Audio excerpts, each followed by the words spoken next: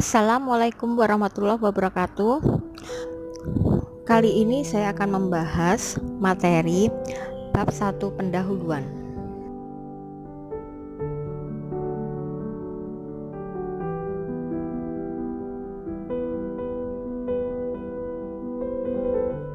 Pendahuluan berisi antara lain yang pertama latar belakang, yang kedua batasan masalah, ketiga rumusan masalah, 4 tujuan penelitian, 5 manfaat penelitian atau penulisan.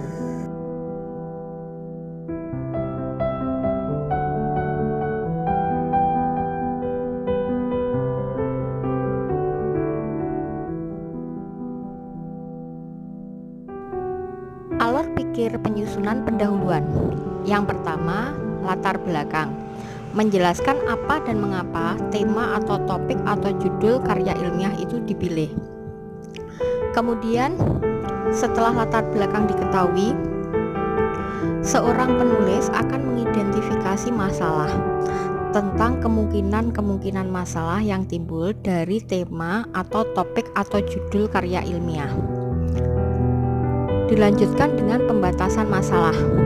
Pembatasan masalah ini sangat penting mengingat menetapkan atau memilih masalah dari kemungkinan yang ada disertai argumentasinya sebagai penguat. Ini dilakukan karena apa? Karena waktu, tenaga, dan pikiran serta dana yang kita miliki terbatas. Lanjut ke perumusan masalah. Di sini mengembangkan pertanyaan-pertanyaan yang bersumber dari masalah yang telah dipilih.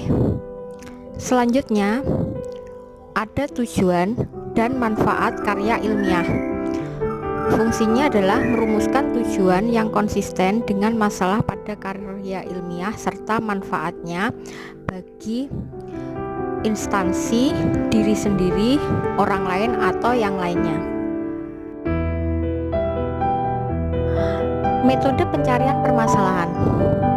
Di sini perlu dilakukan atau kita harus mengetahui suatu gap atau celah antara kenyataan aktual dan keinginan ideal yang dikehendaki.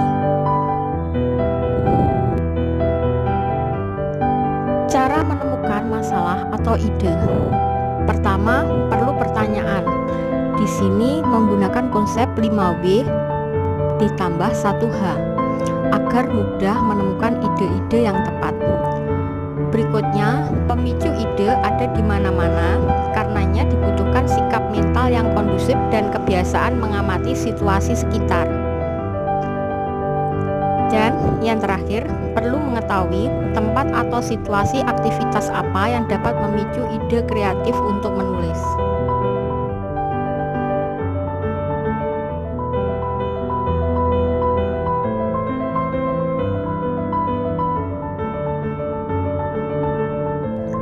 Sumber masalah. Ada beberapa sumber masalah yang dapat membuat kita menulis sebuah karya ilmiah atau skripsi yang baik. Yang pertama, bacaan laporan hasil penelitian, seminar dan diskusi, pernyataan pemegang otoritas, pengamatan, pengalaman pribadi, serta browsing lewat internet.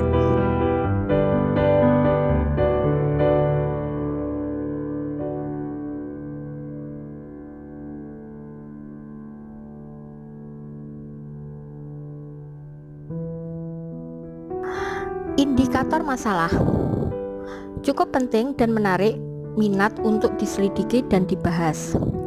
Kemudian masih ada dalam jangkauan penelitian. Kemudian belum terpecahkan seluruhnya atau sebagian. Mengungkap masalah dengan bahasa yang ringkas.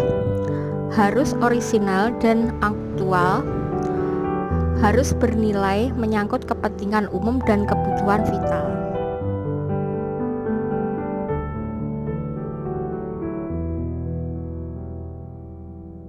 Selanjutnya kita akan membahas latar belakang. Apa sebenarnya latar belakang itu? Yang pertama, memuat uraian tentang latar belakang penelitian penelitian yang dilihat dari sisi teoritis atau berdasarkan pengambilan kebijakan. Kedua, merupakan gambaran singkat tentang fenomena dan masalah yang akan diteliti yang perlu diungkap, baik berdasarkan hasil penelitian sebelumnya atau lainnya. 3. Menjelaskan kondisi saat ini tentang masalah atau fakta yang terjadi dan solusi orang lain mengenai masalah ini, itu pun jika ada. Dan yang terakhir, menjelaskan kondisi ideal yang seharusnya serta apa yang terjadi jika kondisi yang ideal tidak dapat dipenuhi. Berikut disajikan contoh dari latar belakang masalah sebuah skripsi.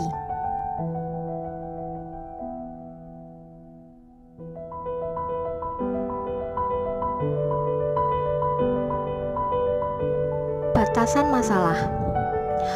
Dikarenakan ruang lingkup penelitian demikian luas, sedangkan penelitian hanya bermaksud untuk meneliti sebagian di antaranya.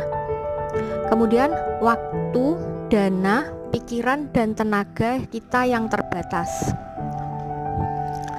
Dan yang terakhir, untuk itu peneliti wajib mengungkapkan batasan-batasan peneliti yang diteliti sesuai dengan judul yang diambil.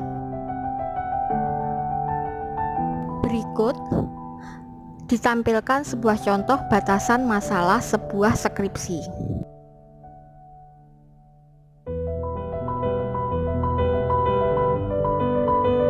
Perumusan masalah. Apa sih perumusan masalah? Rumuskan masalah setajam dan sejelas mungkin. Dapat berbentuk kalimat tanya atau kalimat pernyataan. Dan dari rumusan masalah diharapkan dapat disusun atau ditemukan kerangka berpikir.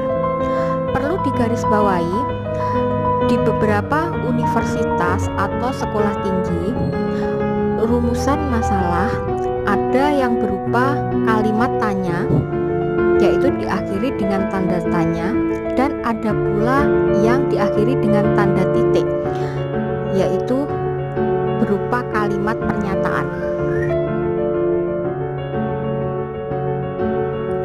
Rumusan masalah merupakan inti dari desain penelitian, yaitu rincian pernyataan tentang topik-topik pokok yang akan diungkap dalam penelitian ini.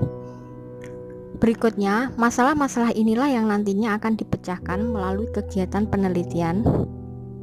Dan rumusan masalah secara teknis berisi pertanyaan-pertanyaan yang akan dijawab dengan kegiatan penelitian tersebut. Berikut kami tampilkan rumusan masalah.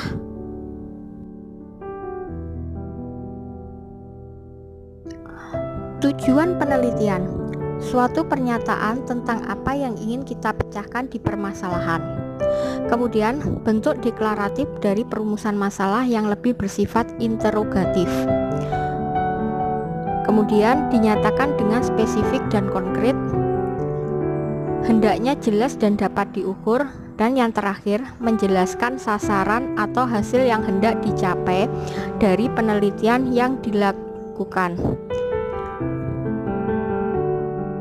Secara teknis, tujuan penelitian dapat diawali atau memiliki ciri dengan kata-kata sebagai berikut.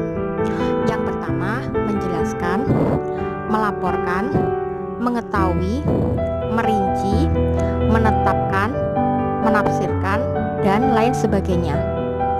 Tujuan penelitian harus terkait dengan latar belakang dan rumusan masalah. Berikut merupakan contoh tujuan penelitian.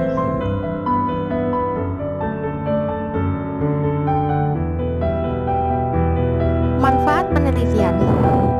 Fungsinya menjelaskan manfaat yang diperoleh apabila tujuan penelitian dapat dicapai. Yang kedua, kebaikan yang muncul ketika tujuan telah tercapai dan lebih diarahkan pada fungsinya.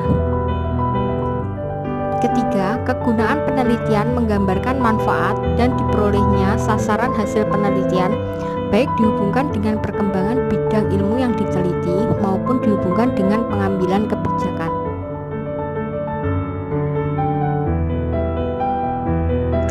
Manfaat penelitian. Manfaat penelitian di sini terbagi menjadi dua, yaitu satu, manfaat operasional, merupakan manfaat yang dapat diambil untuk objek penelitian. Kedua, manfaat akademik, yaitu merupakan manfaat untuk pembaca dan akademisi. Di sini saya menampilkan sebuah contoh manfaat penelitian dari sebuah skripsi.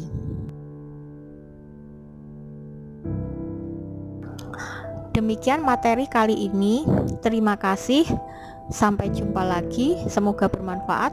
Wassalamualaikum warahmatullahi wabarakatuh.